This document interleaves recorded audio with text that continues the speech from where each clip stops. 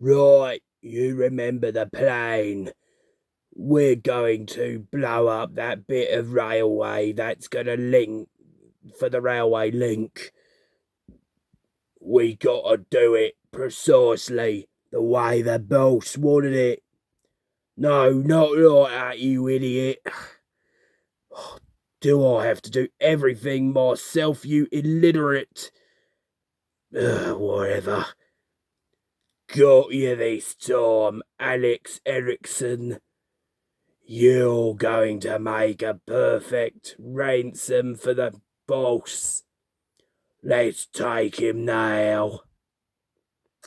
The boss wants to make you a ransom of £4,000, or else your beloved railway will be destroyed, and you will watch as it burns right in front of you.